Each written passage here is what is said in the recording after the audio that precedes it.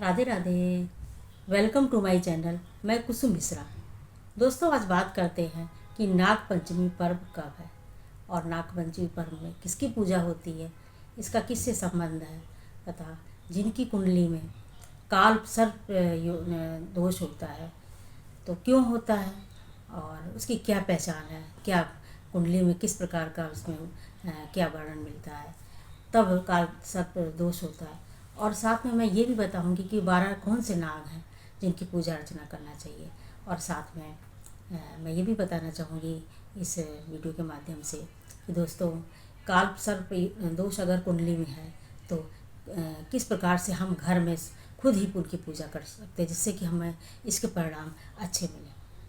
तो अगर हमारा वीडियो आपको पसंद आए तो वीडियो को लाइक करिए, कमेंट करिए, शेयर करिए और साथ में अगर पसंद आ जाए आपको तो चैनल को सब्सक्राइब भी कर दें, क्योंकि मैं इससे संबंधित वीडियोस अपने चैनल के माध्यम से देती रहती हूँ। तो दोस्तों, जैसा कि इस समय व्रत और त्योहारों का मौसम चल रहा है, तो सावन का महीना चल रहा है, तो अभी तक तो आषाढ़ी पूर्णिमा सब कुछ अभी तक सब कुछ निकल गया और ये सावन का महीना चल रहा है। और सावन के महीने में काल सर्प योग की नाग पंचमी वाले दिन विशेष पूजा अर्चना होती है। जैसे कि उज्जैन में जो मंदिर है जो कि नागों को ही समर्पित है, तो वो भी उस दिन खुलता है और उसके दर्शन बहुत दुर्लभ होते हैं, वर्ष में एक ही बार खुलता है। तो ये इस बार जो नाग पंचमी का पर्व है, सावन मास के कृष्ण पक्ष की पंचमी तिथि पड़ रही है सोमवार को, जो कि 17 इस दिन अगस्त है। और विशेष तौर से जो पंचमी तिथि है ये नागों को ही समर्पित है और इनकी पूजा सभी देव दानव मानव जाति और सभी लोग इसकी पूजा करते हैं, क्योंकि ये सभी के जीवन को प्रभावित करता है।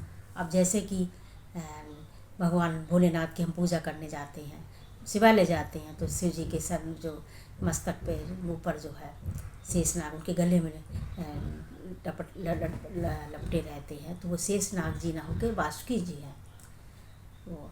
और जो जिनकी सैया पे आराम से भगवान विष्णु निद्रा करते हैं या विश्राम करते हैं, वो शेषनाग जी हैं।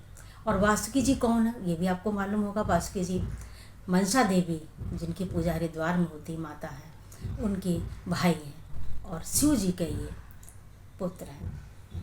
तो जो मनसा देवी शिव जी की जो पुत्री हैं और वासुकी जो है वासुकी जी, ये उनके गले में लपटे रहते हैं।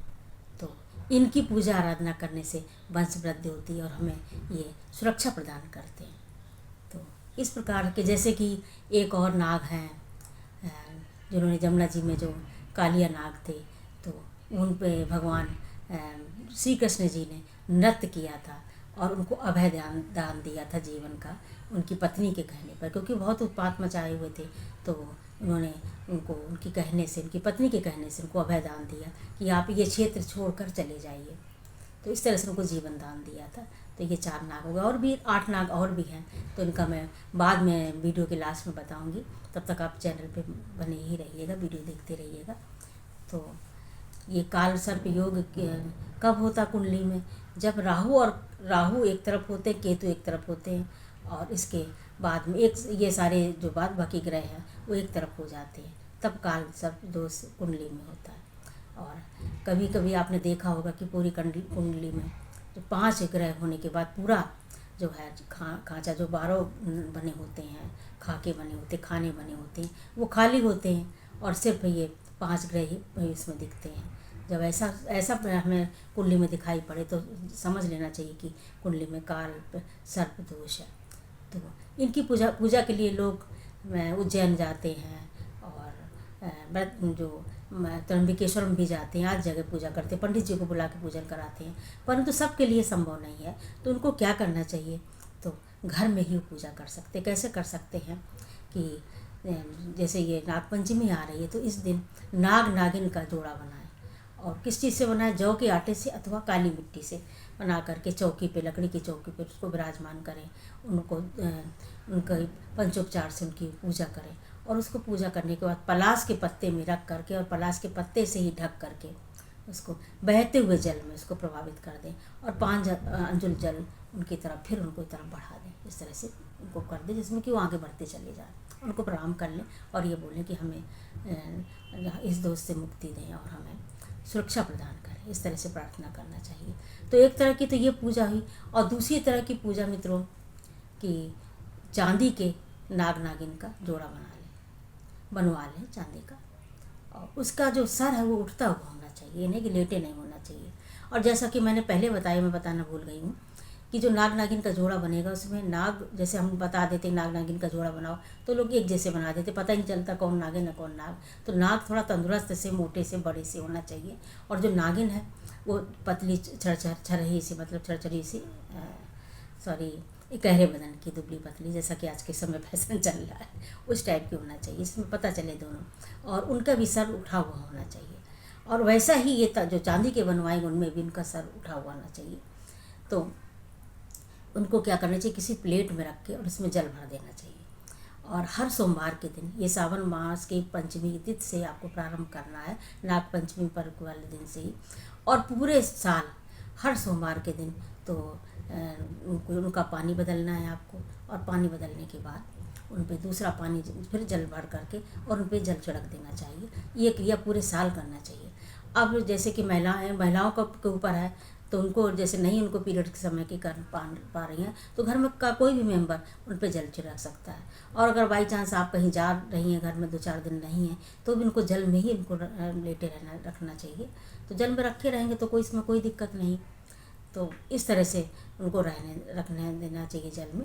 और हर सोमवार को उनको उनका जल उनका हटा करके और प्लेट को धो करके फिर दोबारा फिर शुद्ध जल भर के उनको उसी में फिर उनको लिटा देना चाहिए। ऐसा पूरे साल करना चाहिए। और जब अगले साल जब फिर सावन का महीना आए और सावन के महीने में जब सोमवार का आखिरी सोमवार पड़े, तो उस दिन उनको वहाँ उसको उठा करके ले जा करके शिव मंदिर में शिव जी के पास उनको रख देना चाहिए।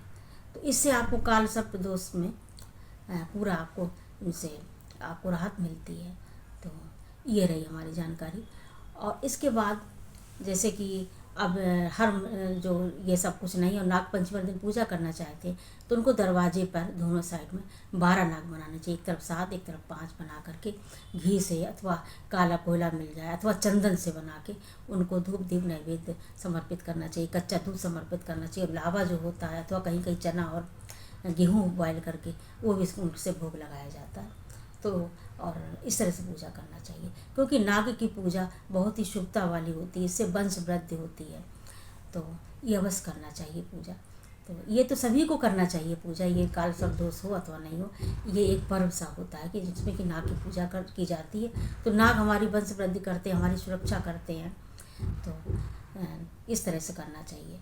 तो दोस्तों आपको ये भी मालूम होगा कि जैसे कि मान्यता है हमारे पुराणों के द्वारा कि पूर्व काल में बहुत समय पहले ये जो नाग थे, कलयुग के पहले, ये बहुत उपद्रव मचाते थे। ये रास्ते में चलते हुए लोगों को डस लेते थे, उनको डराते थे, दौड़ा के उनको डस लेते थे और वेश बदल के जो है हीरा मोती मणियाँ आदि छीन लेते थे। राजाओं से, बड़े बड़े लोगों से छीन लेते थे।